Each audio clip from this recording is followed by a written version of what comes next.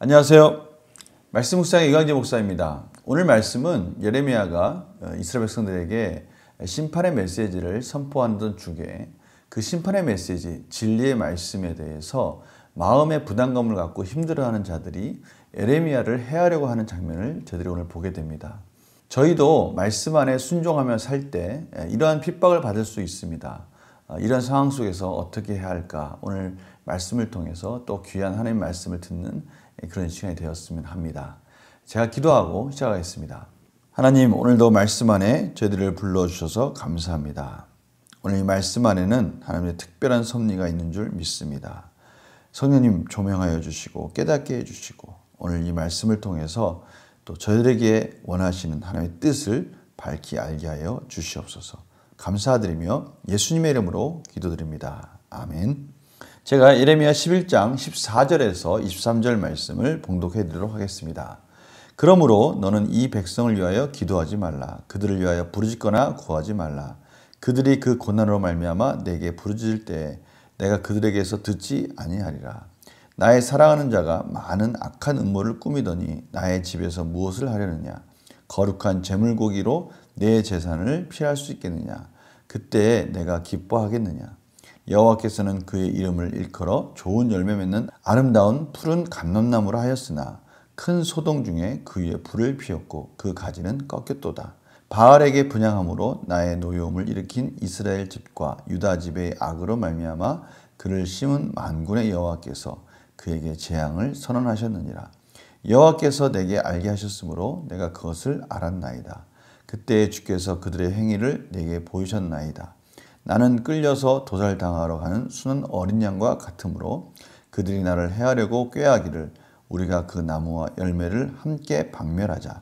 그를 살아있는 자의 땅에서 끊어서 그의 이름이 다시 기억되지 못하게 하자함을 내가 알지 못하였나이다. 공의로 판단하시며 사람의 마음을 감찰하시는 만군의 여호와여, 나의 원통함을 주께 아뢰었사오니 그들에게 대한 주의 보복을 내가 보리이다 하였더니 여호와께서 아나도 사람들에 대하여 이와 같이 말씀하시되 그들이 내 생명을 빼앗으려고 찾아 이르기를 너는 여호와 이름으로 예언하지 말라. 두렵건대 우리 손에 죽을까노라 하도다. 그러므로 만군의 여호와께서 이와 같이 말씀하시니라. 보라, 내가 그들을 벌하리니 청년들은 칼에 죽으며 자녀들은 기근에 죽고 남는 자가 없으리라. 내가 아나도 사람에게 재앙을 내리니 곧 그들을 벌할 해이니라. 아멘.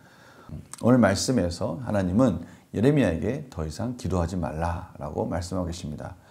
앞에서 저희들이 7장 16절에도 동일한 말씀을 보았습니다. 왜 기도하지 말까요? 네, 하나님은 그 이스라엘 백성들의 그런 상태가 지금 심각하다라는 것을 말씀하고 있는 것이죠. 오늘 15절 말씀에 나의 사랑하는 자가 많은 악한 음모를 꾸미더니 나의 집에서 무엇을 하려느냐. 하나님의 성전에 와서 그들이 또 형적으로 예배를 드리는 모습을 보면서 그들이 무엇 때문에 저렇게 예배를 드리느냐 이렇게 말씀하고 계시는 거예요. 예배를 드리고 나서 그들이 기뻐할 이유가 무엇이 있느냐라고 말씀하시는 것이죠. 하나님께서 그 예배를 받지 않는다는 것은 그 예배 속에는 구원이 없기 때문입니다. 하나님께서 그렇게 말씀하시면서 여호와께서는 그 이름을 일컬어 좋은 열매 맺는 아름다운 푸른 감람나무를 하였으나 올리브 나무를 말하는 겁니다. 하나님께서는 그런 좋은 올리브 나무를 심었으나 이제 그들이 그런 좋은 올리브 나무로서의 역할을 하지 못하고 있다. 이제는 꺾였다. 불을 피웠고 그 가지는 꺾였도다 라고 말씀하고 있습니다. 근데 중요한 것은 예레미야에 대해서 19절에 보니까요. 나는 끌려서 도살당하러 가는 순한 어린 양과 같으므로 그들이 나를 해하려고 꾀하기를 우리가 그 나무와 열매를 함께 박멸하자. 그를 살아있는 자의 땅에서 끊어서 그의 이름이 다시 기억되지 못하게 하자 함을 내가 알지 못하였나이다. 지금 예레미야가 자신이 사역하는 그런 사역 가운데 많은 위협을 느끼고 있다는 것을 저희들이 알 수가 있습니다. 그래서 예레미야는 하나님께 간구합니다. 하나님, 공의로우심을 나타내어 주시고 저희 이 억울함을 응답하여 주시옵소서. 저희 이 억울함에서 구원하여 주시옵소서. 그렇게 간구하였습니다. 그리고 나서 예레미야는 하나님의 역사하심을 기대하였습니다. 그때 하나님께서는 응답하셨습니다. 예레미야에게 응답하셔서 내가 그들을 이제 멸할 것이다, 증발할 것이다 라고 말씀하고 있습니다. 21절에 여호와께서 아나도 사람들에 대하여 이와 같이 말씀하시되 그들이 내 생명을 빼앗으려고 찾아 이르기를 너는 여호와의 이름을 예언하지 말라. 두렵건대 우리 손에 죽을까 하노라 하도다. 더 이상 예언하지 말라. 하나님의 진리를 선포하지 말라라고 그러는 거예요. 그럴 때는 내가 너를 죽일 거다 이렇게 말씀하시는 것이죠. 이런 말씀 가운데 예레미야가 하나님께 아뢰는 이 억울함 속에서 하나님께서 그들을 벌할 것이다. 청년들은 칼에 죽으며 자녀들은 기근에 죽을 것이다. 남은 자가 없으리라 라고 하나님께서 예레미야 편에 계시다는 것을 분명하게 말씀하여 주셨습니다. 문제 한번 풀어볼까요? 예레미야는 자신의 처지를 무엇에 비유합니까? 자신이 도살장에 끌려가는 그런 어린 양과 같다라고 표현하고 있습니다.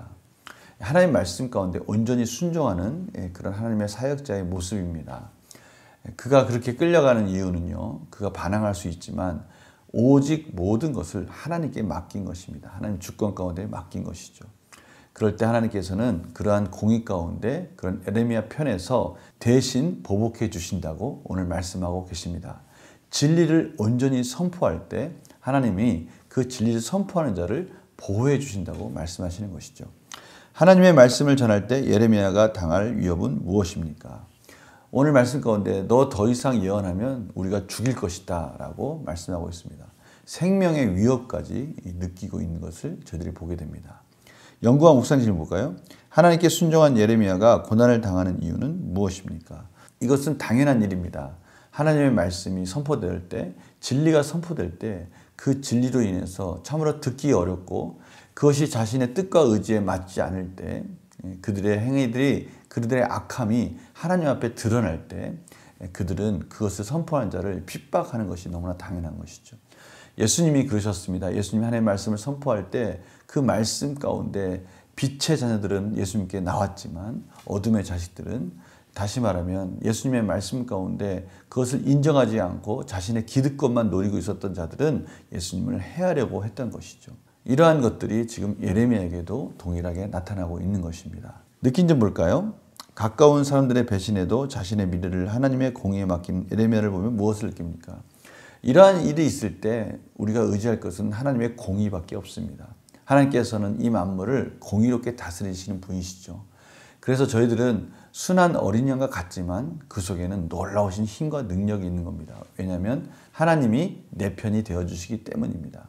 저희들이 하나님 말씀 가운데 살기만 한다면, 진리를 선포하기만 한다면 하나님은 그의 자녀를 보호해 주시겠다고 오늘 말씀하시는 것이죠. 오늘 이 말씀을 또 아멘하고 받는 그런 귀한 시간 되기를 간절히 축원합니다. 그래서 결단과 적용을 보면요, 최근 신앙 때문에 가까운 이들에게 미움을 받거나 어려움을 당한 적이 있습니까? 많은 오해를 받을 수가 있고요. 또 진리를 선포할 때 그 진리를 받을 준비를 하고 있지 않거나 혹은 그 진리를 선포할 때 그것을 부담스러워하는 사람들은 오히려 그것을 역으로 핍박하는 경우가 있습니다. 우리가 아무리 선한 일을 할지라도 그 선한 일이 모두에게 다 좋게 받아들여지는 것은 아닙니다. 오히려 그것을 거부하는 사람들도 있을 수 있다는 것이죠. 저희들은 그것을 반드시 경험하게 될 겁니다. 왜냐하면 이 세상은 하나님께 속하지 않은, 거룩하지 않은 사람들이 많기 때문이죠. 거룩한 자들의 삶은 반드시 구별되어지기 때문입니다. 그럴 때 우리는 어떻게 될까요? 원통함은 주님께 맡기고 공의를 따라 살기 위해 오늘 내가 해야 할 일은 무엇입니까? 그럴 때 저희들은 이 원통함은 하나님께 맡기고 저희들은 계속 공의 가운데, 선한 능력 가운데, 하나님의 은혜 가운데 살아야 될 것입니다. 그런 일들이 있다고 해서 저희들이 주춤하거나 멈추거나 저희들이 나약해지면 안 되죠. 그러기 위해서는 저희들은 계속해서 하나님의 말씀으로 무장해야 되고요. 하나님께 은혜를 구해야 됩니다. 견딜 수 있는 힘과 또 분별할 수 있는 힘과 또 그러한 사람들을 만났을 때 또 말할 수 있는 지혜와 이런 모든 것들을 하나님께 구했을 때 하나님께서는 그러한 상황들마다 또 그러한 상황들 속에서 만나는 사람들마다 관계 속에서 지혜롭게 잘 대처할 수 있는 힘도 주시고 때로는 공의 가운데 판단해 주시고 또는 물리쳐 주시고 이런 여러 가지 것들을 하나님께서 저희들에게 인도해 주실 것입니다. 이러한 은혜 가운데 저희들이 오늘 하루도 승리하였으면 합니다. 저희들이 가는 곳에는 하나님이 함께 하십니다. 공의 가운데 하나님이 우리 편이 되어주십니다. 저희들은 그 진리를 믿고 오늘 하루도 말씀 안에 순종하는 삶으로 나아가기를 간절히 축원합니다. 제가 기도하겠습니다. 하나님 아버지, 저희들이 하나님 말씀 가운데 살 때 여러 가지 어려움이 있습니다. 그때마다 하나님께서 하나님께 은혜를 구하라고 하셨습니다. 공의로우신 하나님께 맡기라고 하셨습니다. 오늘 하루 하나님께 온전히 의탁합니다. 저희들을 인도하여 주시옵소서. 감사드리며 예수님의 이름으로 기도드립니다. 아멘. 하나님이 세상을 통치하시는 방법은 동일합니다. 사랑과 공의와 정의입니다. 하나님의 자녀로서 이러한 놀라우신 하나님의 은혜 가운데 거하는 복된 삶이 되기를 간절히 축원합니다. 내일 또 뵙겠습니다. 안녕히 계세요.